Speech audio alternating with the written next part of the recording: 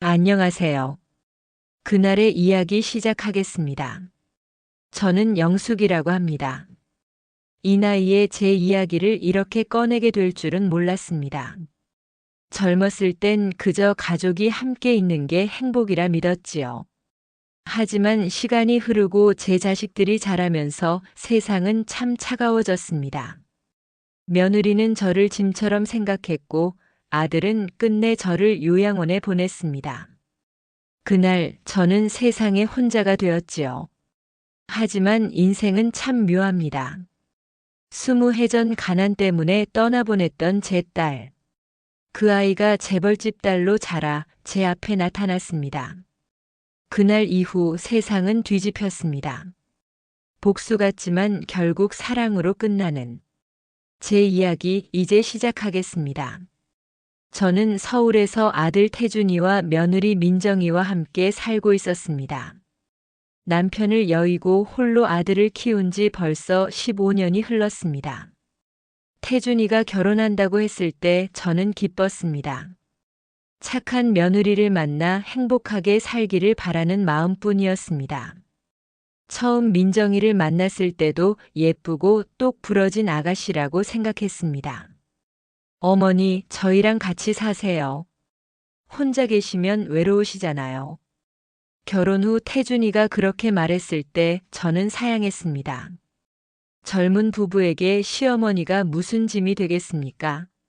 하지만 아들은 고집을 부렸고 민정이도 웃으며 괜찮다고 했습니다. 그래서 저는 어쩔 수 없이 아들 집으로 들어왔습니다. 처음 몇 달은 괜찮았습니다.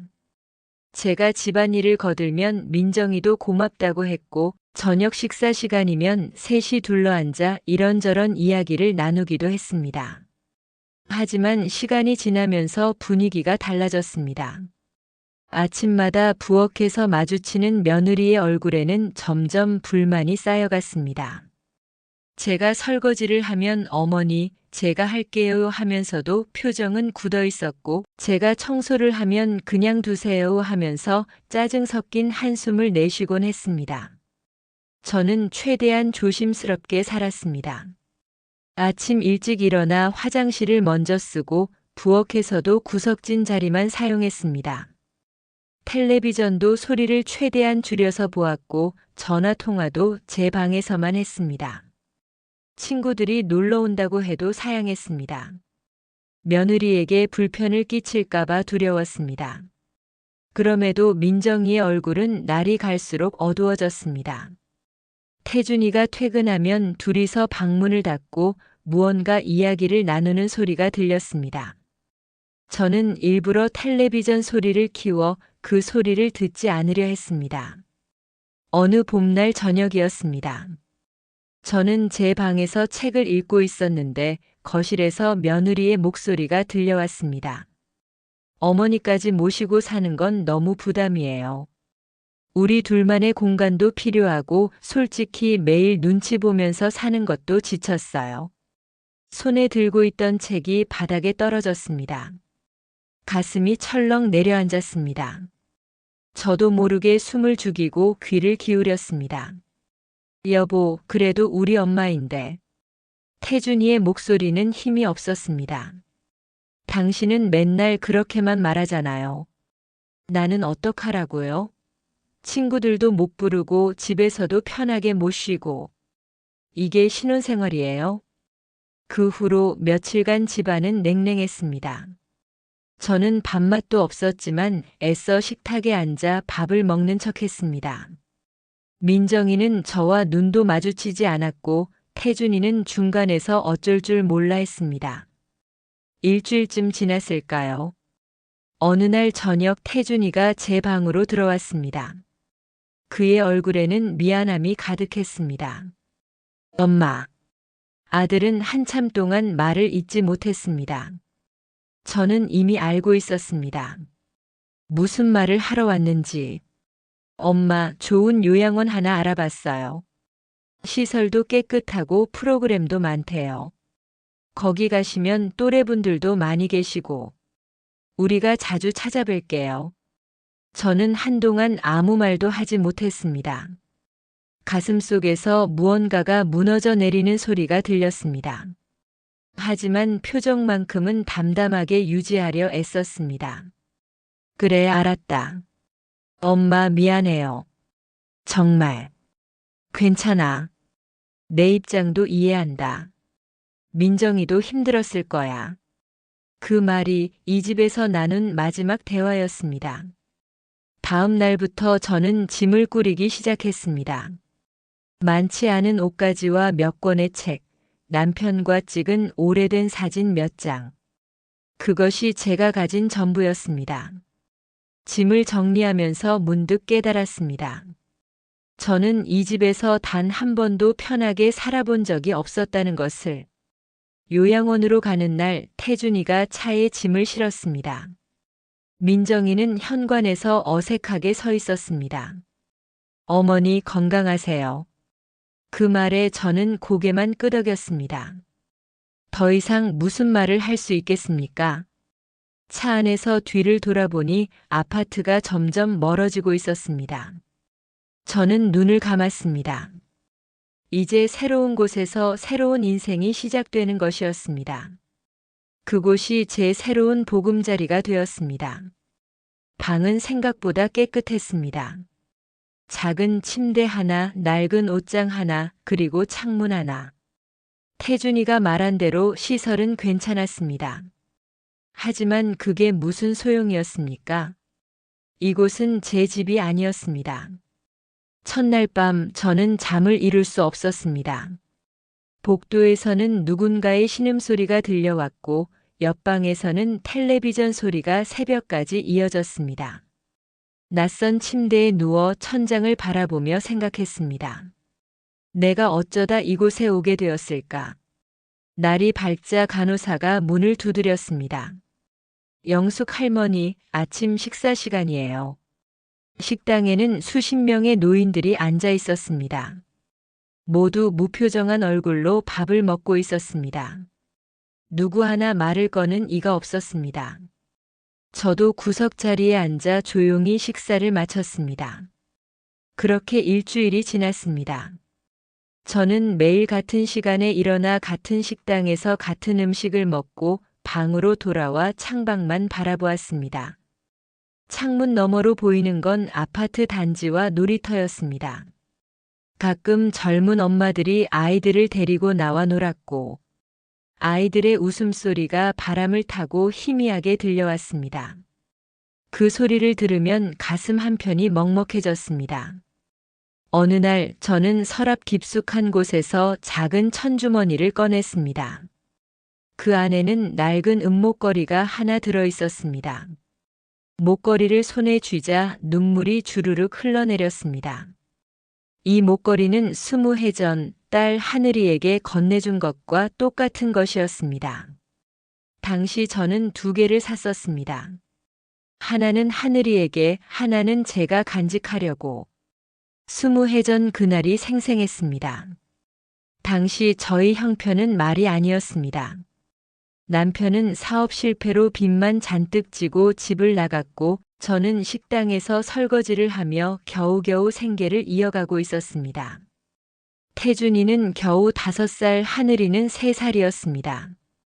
어느 겨울날 하늘이가 심하게 아팠습니다. 병원비도 없었고 약도 살 수 없었습니다.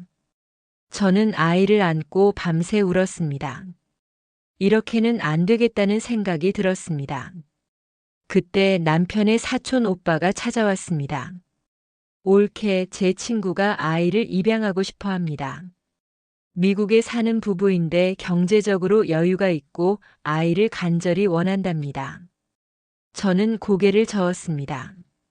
하지만 사촌 오빠는 계속 설득했습니다. 하늘이가 여기서 이렇게 고생하는 것보다 잘 사는 집에 가서 제대로 된 교육도 받고 건강하게 자라는 게 낫지 않겠습니까? 며칠 밤을 고민했습니다. 결국 저는 고개를 끄덕였습니다. 하늘이를 위한 선택이라고 스스로를 설득했습니다. 입양 가는 날 저는 하늘이를 꼭 안았습니다. 하늘아, 엄마가 미안해. 엄마가 너무 미안해. 그때 하늘이는 너무 어려서 상황을 이해하지 못했습니다. 그저 제 품에서 방긋방긋 웃기만 했습니다. 저는 목에 걸고 있던 은목걸이를 풀어 하늘이 목에 걸어주었습니다. 이거 잘 간직하고 있어. 언젠가 엄마가 꼭 다시 찾을게. 하지만 저는 찾지 못했습니다. 연락처도 주소도 제대로 받지 못한 채 하늘이를 보냈습니다. 그 후로 20해 동안 단 하루도 딸 생각을 하지 않은 날이 없었습니다. 태준이에게는 말하지 못했습니다. 어린 나이에 동생을 잃었다는 사실을 알면 상처받을까봐, 그리고 엄마를 원망할까봐 두려웠습니다. 그래서 저는 혼자 이 죄책감을 안고 살아왔습니다. 요양원 창가에 앉아 은목걸이를 쓰다듬으며 생각했습니다. 하늘아, 너는 지금 어디서 뭘 하고 있니? 행복하게 살고 있는 거니? 엄마를 원망하고 있는 건 아니니? 눈물이 멈추지 않았습니다. 창밖의 놀이터에서 웃고 있는 아이들이 흐릿하게 보였습니다. 그때였습니다. 문을 두드리는 소리가 들렸습니다. 할머니, 면회 오셨어요. 태준이가 왔구나 싶었습니다. 하지만 일주일에 한 번 오기로 한 날은 아직 이틀이나 남았었습니다. 저는 얼른 눈물을 닦고 문을 열었습니다. 그런데 문 앞에 선 사람은 태준이가 아니었습니다. 30대 초반으로 보이는 젊은 여성이 서 있었습니다. 단정한 옷차림에 따뜻한 미소를 띤 얼굴. 하지만 제가 그 여성을 본 순간 가슴이 쿵하고 내려앉았습니다. 그 여성의 목에 걸린 은목걸이. 제가 20해 전 하늘이에게 걸어준 바로 그 목걸이와 똑같았습니다. 안녕하세요, 할머니. 저는 희망재단에서 봉사활동을 나온 한하늘이라고 합니다. 여성이 밝게 웃으며 인사했습니다. 저는 그 자리에 얼어붙은 듯 서 있었습니다. 한하늘, 하늘. 설마 이 아이가. 할머니 괜찮으세요? 안색이 안 좋으신데. 아니야. 괜찮아. 저는 애써 평정을 유지하며 대답했습니다. 하지만 손은 떨리고 있었습니다. 그 여성이 제 손을 잡았습니다. 손이 차가우세요. 이리 앉으세요. 그녀가 저를 부축해 침대에 앉혔습니다. 가까이서 보니 더욱 확실했습니다. 이마의 작은 점, 귀 모양, 그리고 무엇보다 그 따뜻한 미소. 제 어린 시절 사진 속 제 모습과 너무나 닮아 있었습니다. 할머니, 제가 차 한 잔 끓여드릴게요. 잠깐만 기다리세요. 하늘이가 복도로 나갔습니다. 저는 떨리는 손으로 제 목에 걸린 은목걸이를 만졌습니다. 그리고 하늘이의 목걸이를 다시 떠올렸습니다. 똑같았습니다. 작은 하트 모양의 섬세한 꽃무늬가 새겨진 것까지. 잠시 후 하늘이가 따뜻한 차를 들고 돌아왔습니다. 할머니, 저희 재단에서는 매주 이곳에 봉사를 나와요. 앞으로 자주 뵙게 될 것 같은데 잘 부탁드립니다. 고맙구나. 근데, 하늘아, 내 부모님은 어디 계시니? 제가 조심스럽게 물었습니다. 하늘이의 표정이 잠시 어두워졌습니다. 저는 입양아예요. 어릴 때 미국 부부에게 입양됐다가 10살 때 한국으로 돌아왔어요. 양부모님이 이혼하시면서 저를 다시 한국 고아원으로 보내셨거든요. 가슴이 철렁 내려앉았습니다. 행복하게 잘 자랄 거라고 믿었던 제 딸이 다시 고아원으로 돌아왔다니. 그래서 지금은 다행히 좋은 분들을 만나 대학까지 졸업했어요. 지금은 사회복지사로 일하면서 제가 받은 도움을 다른 분들께 돌려드리려고 노력하고 있습니다. 하늘이는 담담하게 말했지만 그 속에 얼마나 많은 아픔이 숨어 있을지 저는 알 수 있었습니다. 그 목걸이. 참 예쁘구나. 제가 떨리는 목소리로 말했습니다. 하늘이가 목걸이를 만지며 미소 지었습니다. 이거요? 제가 가진 유일한 친어머니의 흔적이에요. 입양 가던 날 엄마가 제 목에 걸어주셨대요. 기억은 안 나지만 양부모님이 사진과 함께 보관해 주셨어요. 그래, 친어머니가 정말 많이 사랑했나 보구나. 그런 것 같아요. 사실 어릴 때는 엄마를 많이 원망했어요. 왜 저를 버렸을까? 왜 저를 지키지 못했을까? 하지만 이제는 이해해요. 엄마도 어쩔 수 없었을 거예요. 저를 사랑했기에 보낸 거겠죠. 눈물이 주르륵 흘러내렸습니다. 저는 얼른 고개를 돌렸습니다. 할머니, 왜 우세요? 아니야. 그냥 내 이야기가 너무 가슴 아파서. 하늘이가 제 등을 토닥여 주었습니다. 딸의 손길이 이렇게 따뜻한 줄 몰랐습니다. 그날 오후 내내 하늘이는 제 곁에 있어 주었습니다. 다른 어르신들도 돌보면서도 틈틈이 제 방에 들러 말동무가 되어 주었습니다. 저는 그런 하늘이를 보며 생각했습니다. 말해야 할까 아니면 그냥 이대로 지내야 할까? 해가 저물 무렵 하늘이가 가방을 챙기며 말했습니다. 할머니, 저는 이만 가봐야겠어요. 다음 주에 또 올게요. 그래. 조심히 가거라. 하늘이가 문을 열고 나가려는 순간 저는 용기를 냈습니다. 하늘아. 네, 할머니? 나도 너처럼 은목걸이 하나 가지고 있단다. 저는 서랍에서 천주머니를 꺼내 은목걸이를 보여주었습니다. 하늘이의 눈이 커졌습니다. 이건 20해 전에 샀던 거야. 2개를 샀었는데 하나는 내가 가장 사랑하는 사람에게 줬지. 하늘이가 천천히 다가왔습니다. 2개의 목걸이를 나란히 놓았습니다. 똑같았습니다. 완벽하게 똑같았습니다. 할머니, 설마. 하늘이의 목소리가 떨렸습니다. 저는 고개를 끄덕였습니다. 미안해, 하늘아. 엄마가 정말 미안해. 그 순간 하늘이가 제 품에 안겼습니다. 2 사람 모두 눈물을 쏟아냈습니다. 20해 만에 어머니와 딸이 다시 만났습니다. 엄마, 하늘아, 우리 하늘이. 얼마나 울었는지 모릅니다. 창밖으로 해가 완전히 져서 어둠이 내렸지만 우리는 그저 서로를 안고 있었습니다. 한참 후에야 하늘이가 물었습니다. 엄마, 왜 저를 보내셨어요? 정말 궁금했어요. 저는 20해 전 그날의 이야기를 들려주었습니다. 가난했던 상황, 아픈 하늘이를 보며 느낀 절망감, 그리고 딸을 위한 선택이었다고 믿었던 그 결정. 모든 것을 솔직하게 말했습니다. 매일 너를 생각했어. 하루도 빠짐없이. 내가 어디서 뭘 하고 있는지, 행복한지, 엄마를 원망하지는 않는지. 엄마, 저도 엄마를 찾고 싶었어요. 하지만 어떻게 찾아야 할지 몰랐어요.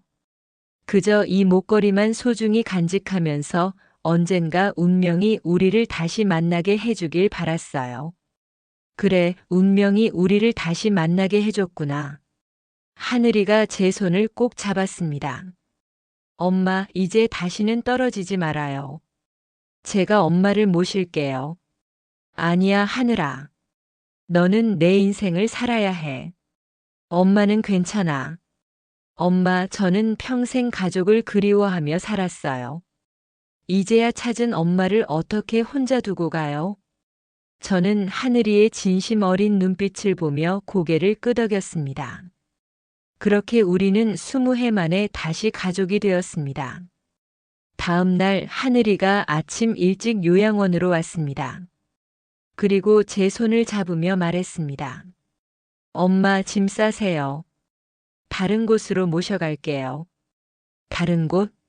여기도 괜찮은데. 아니에요, 엄마. 제가 일하는 희망재단에서 운영하는 요양시설이 있어요. 훨씬 좋은 곳이에요. 저는 하늘이가 하자는 대로 했습니다.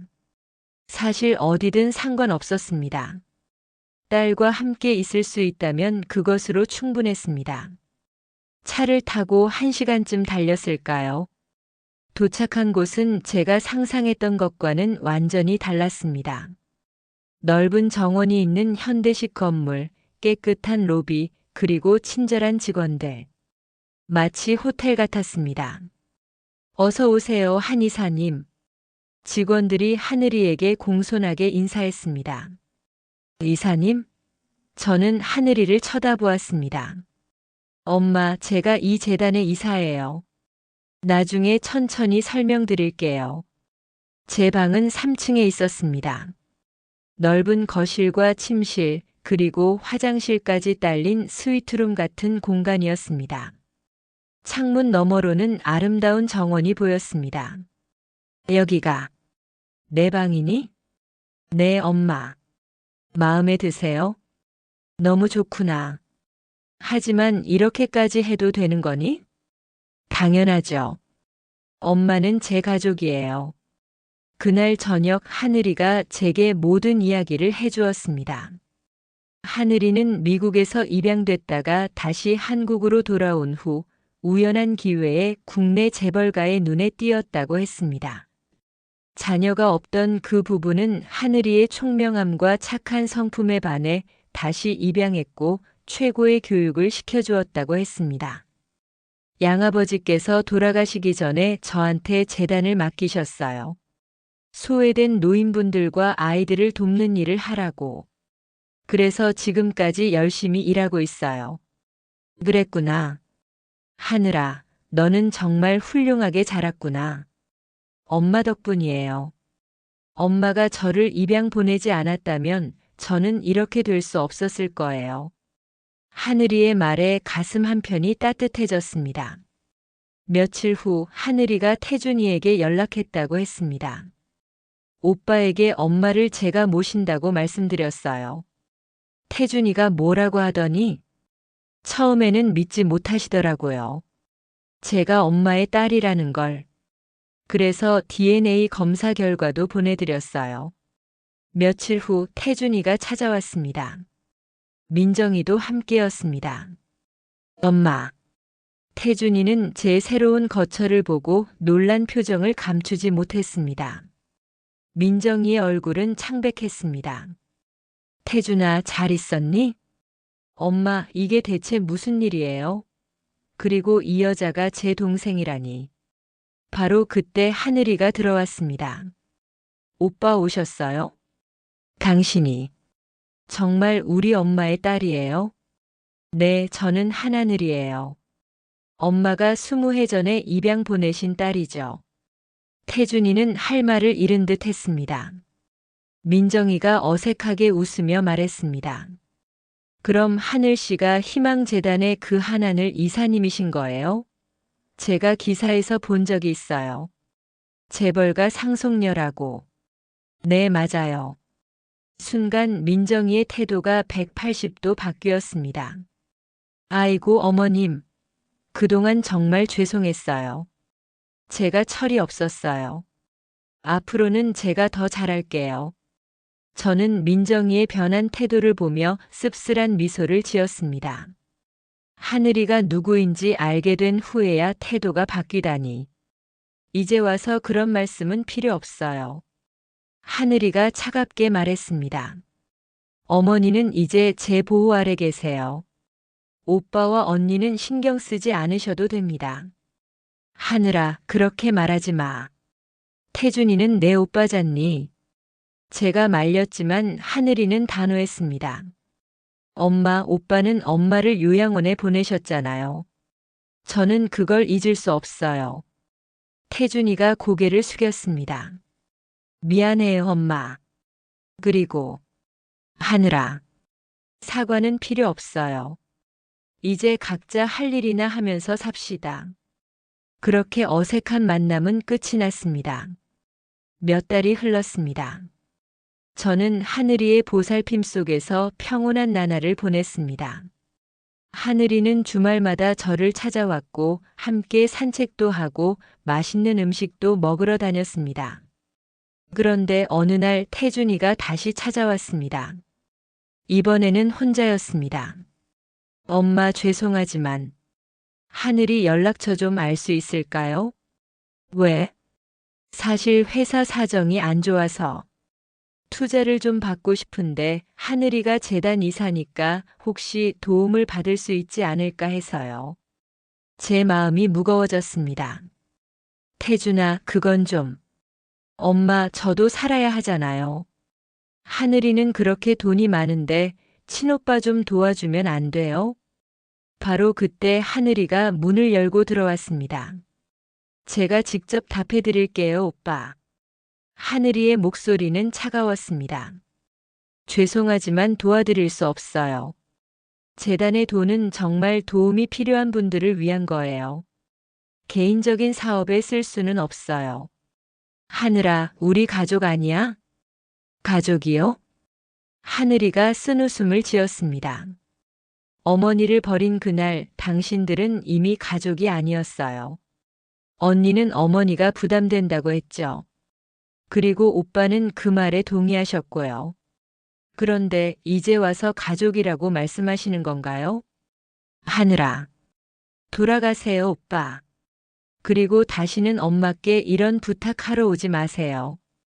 태준이는 아무 말도 하지 못하고 고개를 숙인 채 나갔습니다. 저는 하늘이의 손을 잡았습니다.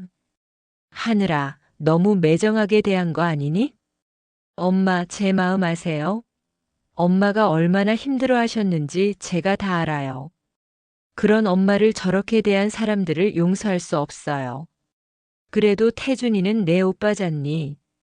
알아요. 그래서 이렇게라도 참는 거예요.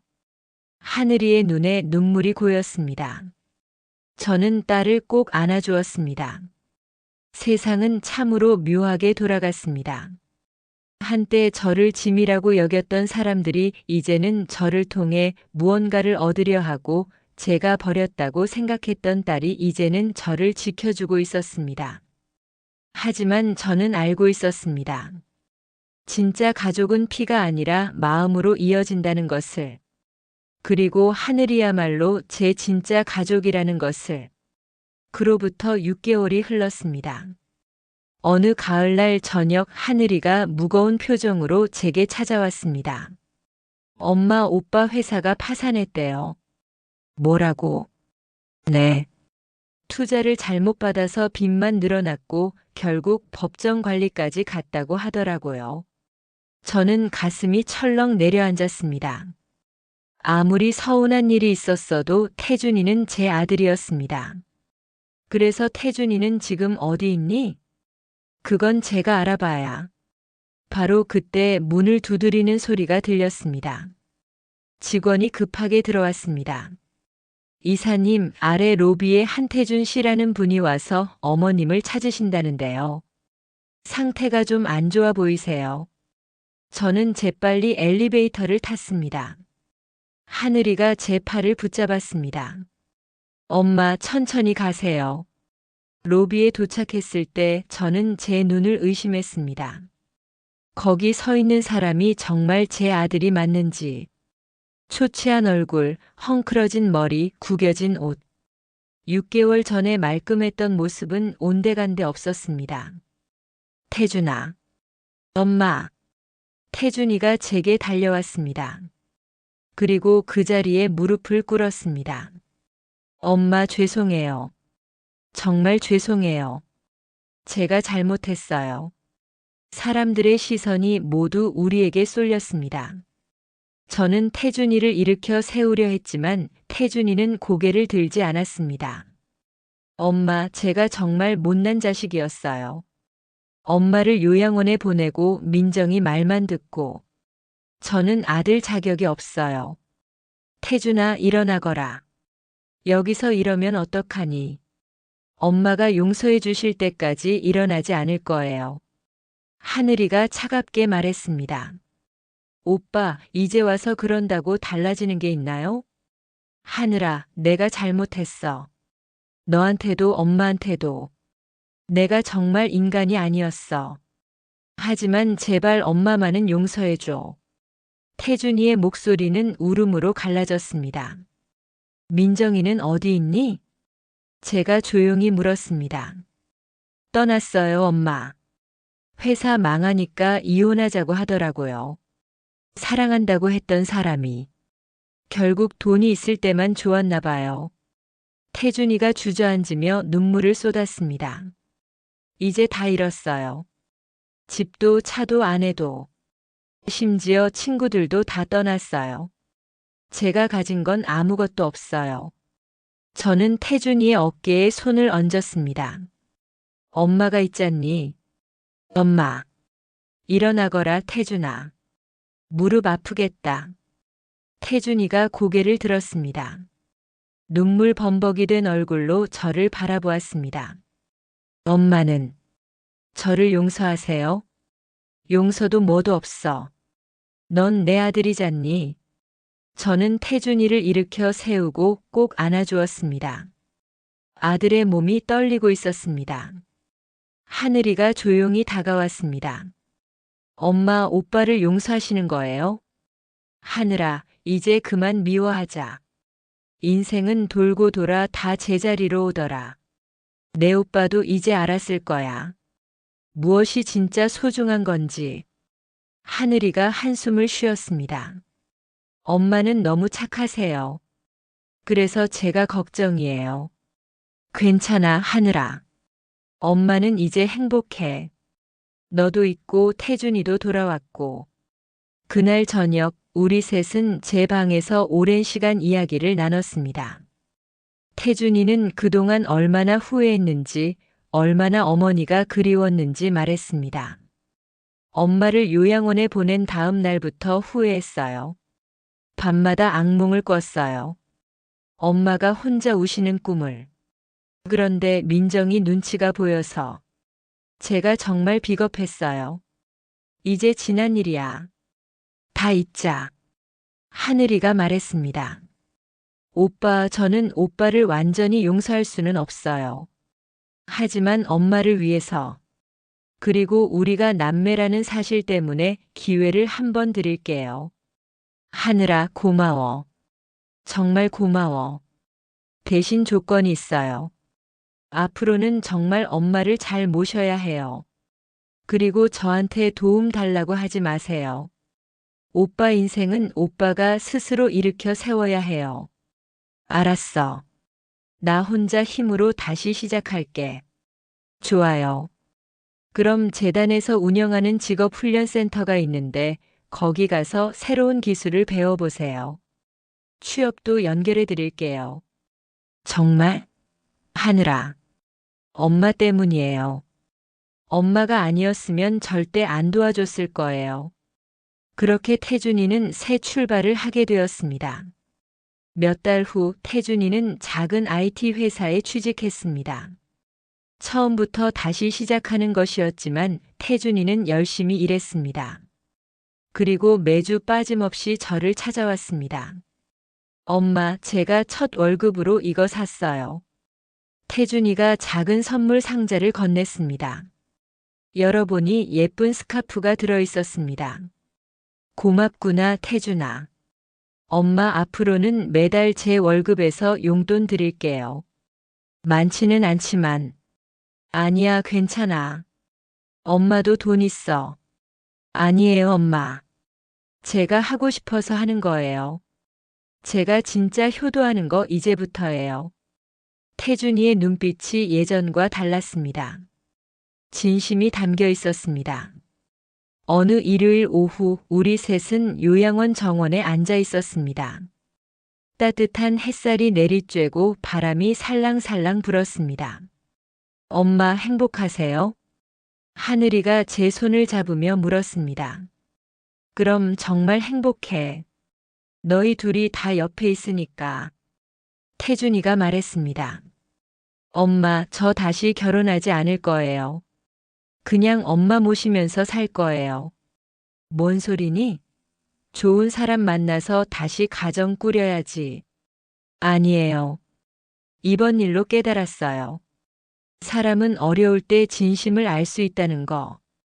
민정이는 절 사랑한 게 아니었어요. 제가 가진 걸 사랑했던 거죠. 하늘이가 웃으며 말했습니다. 오빠, 그래도 언젠가 진짜 좋은 사람 만날 거예요. 조급해하지 마세요. 너는 어떠니, 하늘아? 결혼 생각 없니? 제가 물었습니다. 저도 아직이요. 일이 너무 바쁘기도 하고 지금은 엄마랑 함께 있는 게 제일 좋아요. 그래도 좋은 사람 있으면 엄마한테 소개시켜줘. 네, 엄마. 우리는 웃으며 이야기를 나눴습니다. 예전에는 상상도 못했던 평화로운 시간이었습니다. 문득 제 인생을 돌아보니 참 많은 일이 있었습니다. 남편을 잃고 가난에 허덕이며 딸을 떠나보내고 아들에게 버림받았던 그 시간들. 하지만 그 모든 아픔이 결국 이 순간을 위한 것이었는지도 모른다는 생각이 들었습니다. 하늘아. 네, 엄마. 복수는 끝났니? 하늘이가 잠시 생각하더니 고개를 끄덕였습니다. 네, 엄마. 복수는 끝났어요. 이제 우리 같이 살아요. 행복하게. 그래, 그래야지. 태준이가 우리 대화를 듣고 고개를 숙였습니다. 하늘아, 미안해. 내가 나한테 복수하고 싶었을 거야. 당연해. 이제 됐어요, 오빠. 저도 처음에는 화가 많이 났어요. 오빠가 엄마를 어떻게 대했는지 알고 나서. 하지만 엄마가 오빠를 용서하시는 걸 보고 저도 생각이 바뀌었어요. 복수보다 중요한 건 함께 사는 거더라고요. 고마워, 하늘아. 정말 고마워. 해가 서쪽으로 기울어 가고 있었습니다. 노을이 하늘을 붉게 물들이고 있었습니다. 참 아름다운 풍경이었습니다. 세상은 정말 많이 변했습니다. 제가 짐이었던 집에서는 더 이상 환영받지 못하지만 제가 버렸다고 생각했던 딸은 저를 가장 소중하게 여겨주었습니다. 그리고 저를 버렸던 아들은 다시 돌아와 진심으로 뉘우치고 있었습니다. 하지만 한 가지는 변하지 않았습니다. 아들에 대한 사랑도 딸에 대한 사랑도 그것만은 변하지 않았습니다. 저는 두 자녀의 손을 꼭 잡았습니다. 엄마는 정말 행복해. 너희 둘이 다 내 곁에 있어서. 저희도 행복해요, 엄마. 하늘이와 태준이가 동시에 대답했습니다. 그렇게 우리는 노을을 바라보며 앉아 있었습니다. 과거의 아픔은 잊고 현재의 행복을 느끼며 그리고 미래를 기대하며. 인생은 참 길고 험난합니다. 하지만 끝까지 희망을 놓지 않으면 언젠가는 행복이 찾아온다는 것을 저는 이제 알았습니다. 그리고 무엇보다 진짜 가족은 피로 맺어지는 게 아니라 마음으로 이어진다는 것을. 서로를 이해하고 용서하고 사랑하는 것. 그것이 바로 진짜 가족이라는 것을 깨달았습니다. 저의 이야기는 여기서 끝이 났습니다. 하지만 저의 인생은 아직 끝나지 않았습니다. 앞으로도 하늘이와 태준이와 함께 행복한 날들이 계속될 것입니다. 그것으로 충분했습니다. 인생은 결국 사랑과 용서로 완성된다는 것을 이제야 깨달았습니다. 미워했던 마음이 사라지고 나서야 비로소 진짜 가족이 시작된다는 것을요. 오늘도 그날에 와주셔서 감사합니다.